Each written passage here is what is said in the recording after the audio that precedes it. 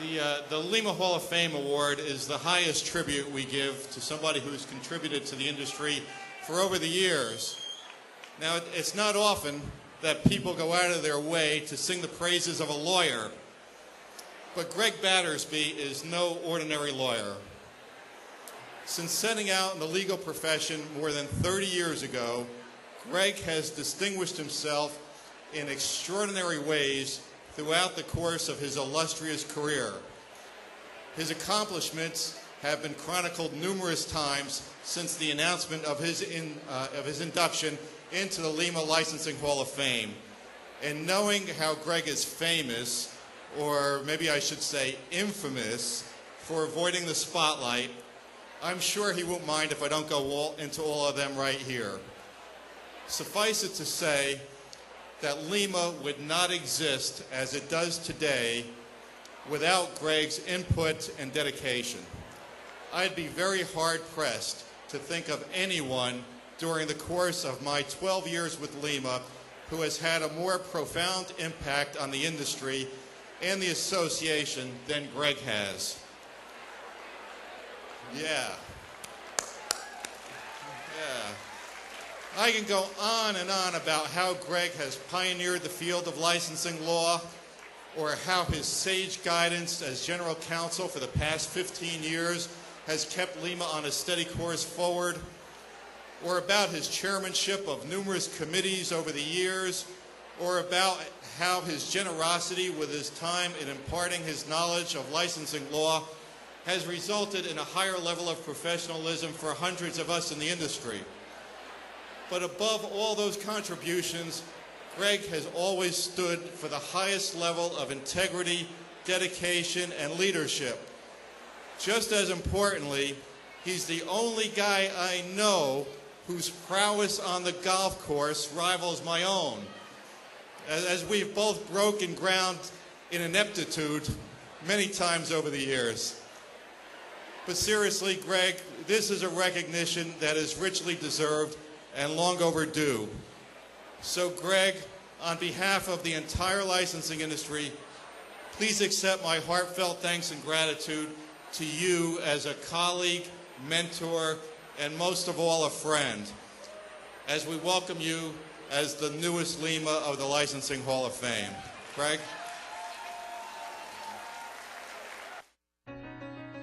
I first met Greg in September of 1977. We actually started the firm Grimes & Battersby on April 1st, 1984. As partners, we've been terrific together and very supportive of each other, and I can't imagine having a better partner than Greg. The books that Greg's written, the seminars that he's given has allowed the members of the organization to fully understand the industry and be better business people. Greg is really the go-to lawyer for licensing. Greg is, first of all, a great mentor, someone it's excellent to learn from. Spending just 10 minutes with him is like is a complete education in licensing law and intellectual property law. Greg is a licensing institution. If you were to read the criteria of what it takes to be in the LIMA Hall of Fame, Greg matches it perfectly. Because I have great admiration for the man. I think he's a special human being. To me, Greg's greatest contribution to the industry is how he's helped people over the years, what he's done anonymously for a lot of people, and also what he's done for LIMA. I really think LIMA wouldn't exist as it is today without Greg's help and input over the years. I can't tell you how many times he helped the association survive. As an advocate, as a proponent, as an educator, he has just brought so much to the table. And he is absolutely the spirit of our association. Greg is definitely one of a handful of people in the business. A straight shooter, a real regular guy. Greg is really outstanding. He's contributed so much of his time and so much of his knowledge and so much of his integrity to the industry. He has really made it almost a personal objective of his own to work with younger people coming in. He has a keen mind. He identifies what is important pretty quickly. He has the perfect blend of intellect and humanity. Greg is the epitome of the deal maker, not the deal breaker. I think he is a rock in this industry. Greg, it's been a wonderful 10 years working with you. I hope we can work together for 10 years and beyond. I feel very fortunate that I get to work with you, and very fortunate that I've gotten to learn so much from you. Congratulations, Greg. Greg, we're very proud of you. You deserve it. Greg might think of himself as an only child, but I like to think of him as my brother, my partner, and my friend. As I've told you recently, being you're not going to get into the Hall of Fame of baseball, which I'm sure you would have preferred, this is about as close as you're going to get, and I think it's a wonderful tribute to your talent and your dedication and your loyalty. Greg, congratulations. You so much deserve this award. Attaboy, Greg. Congratulations, man. Greg, from your biggest fan, congratulations. So, I've spoken to so many people who have said so many great things about you. Why do you think that is? Well, my initial reaction is they probably perjured themselves. Okay. Everybody, come on, give it up for Greg.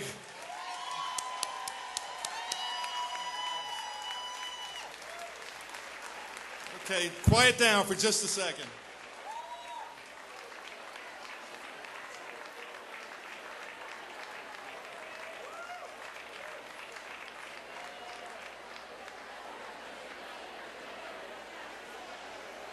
Well, that was a bit embarrassing. You know, I'd like to share a story with you, if I might, before we get started.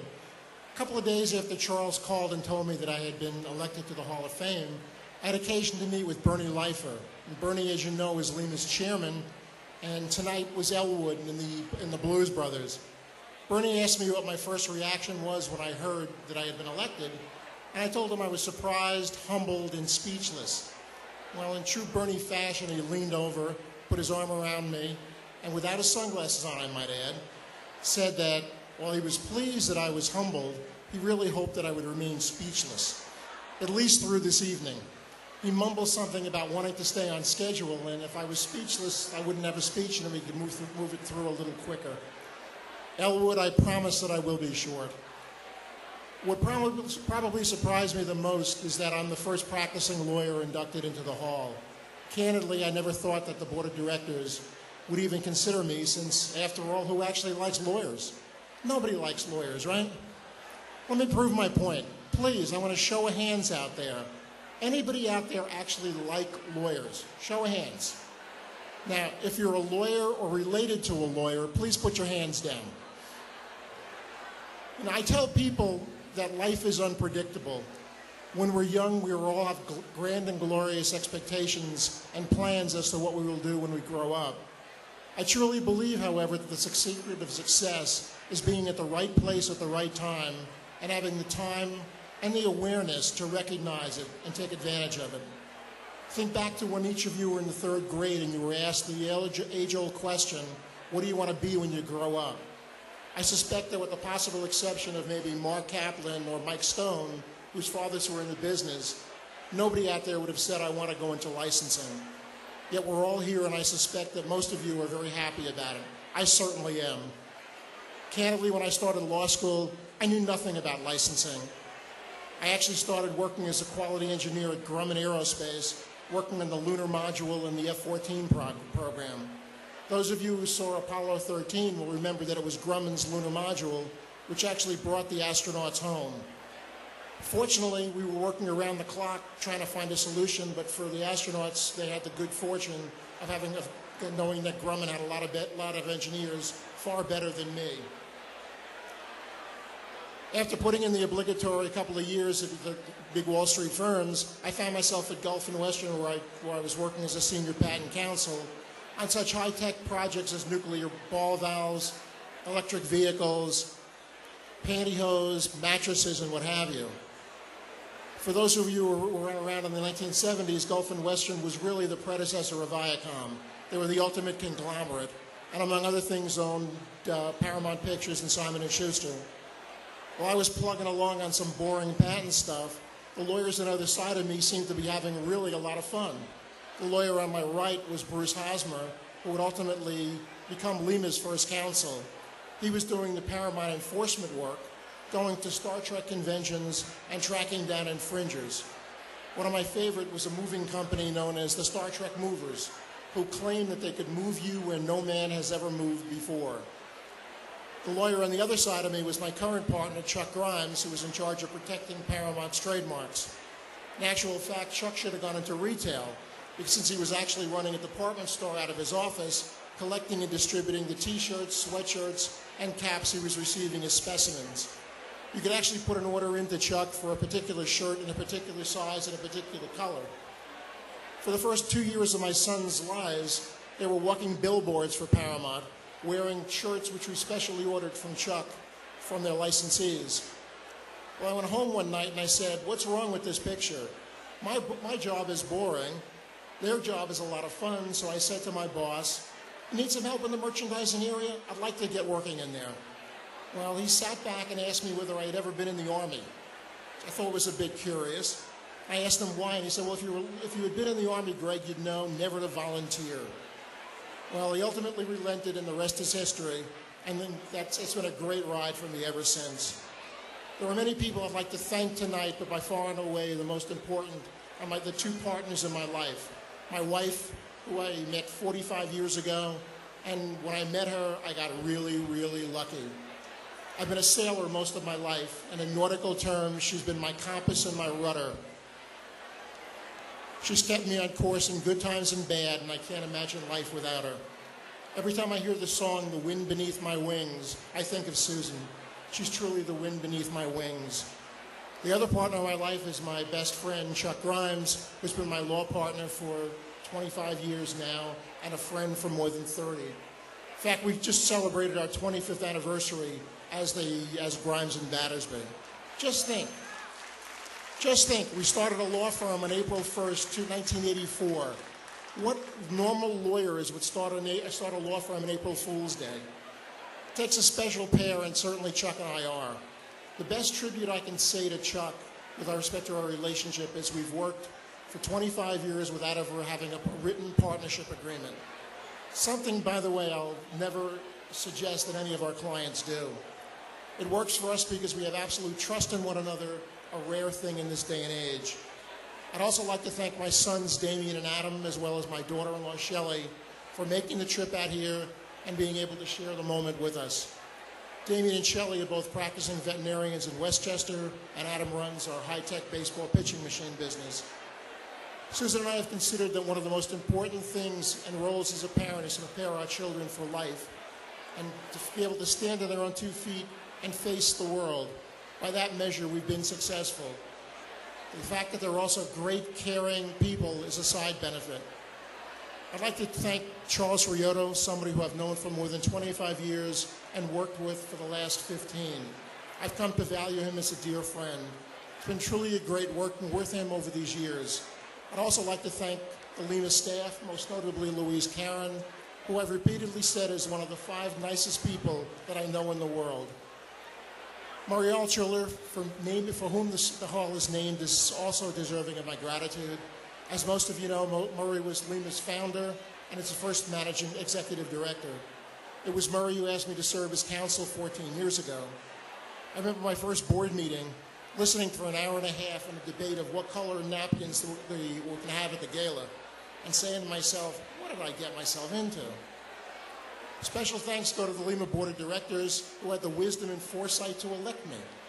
That's a joke. I particularly want to thank the chairman, Bernie Leifer, who's been a supporter and friend. I've been grateful for the support in a number of the past chairmen, particularly Brian Haken, who I know has been advocating my candidacy for this award. Finally, I want to thank you, the members of the licensing industry who toil daily in the trenches, frequently without accolades or recognition, because without you, there would be no licensing industry to celebrate this evening. Please give yourself a round of applause. But I reserve my special thanks to those among you, and you know who you are, who have a propensity for getting into trouble or causing it. Because candidly, without you, there would be no role for me, and I'd probably be still working as a patent attorney, doing dull and interesting work. Thank you, and have a good evening. For the